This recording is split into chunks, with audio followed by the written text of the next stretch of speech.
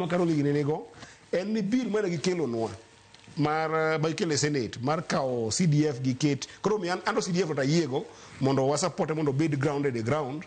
e yo ma ok nyalo miwa jumbe obed ni gi double roll kanyo understand lakini challenge ma Karoli gini nigo e bill ma gikelo nwa bill no iketo yie kanyo ni ya senators mondo chul gimoro ni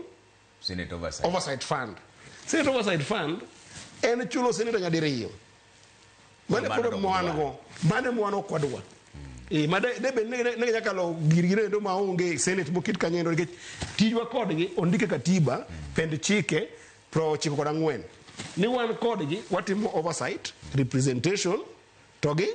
legislation. Ma ichulo wa pesa marom gi Karoli kaka wajumbe my parliament ifa kondi kanya ni Senator Eddy Oketch tindi ko pataka ni MP kondi ni na Karoli Omondi tindi ko pataka ni MP maize ni wate one member of parliament ichulo wa pesa kendi miyo wa allowances mondo watim tije adigo adik koro chulo senators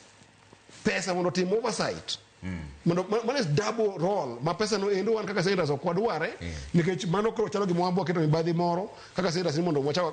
imiyo wa mind iko gi sirikal chaigolo ko chakimedo kaindi koro mano enda bako gol en ko goli to wapodo dipo ko nyere paro Karoli gini koro hapa ni mane emadi miyo Karoli gini challenge gima gikelo no ma Senate oversight fund ko wuok National Assembly wuok Senate concept no gine mane gidware gisebet ka giwache but ok wache ni chulo senators any gimi iloso ne gi office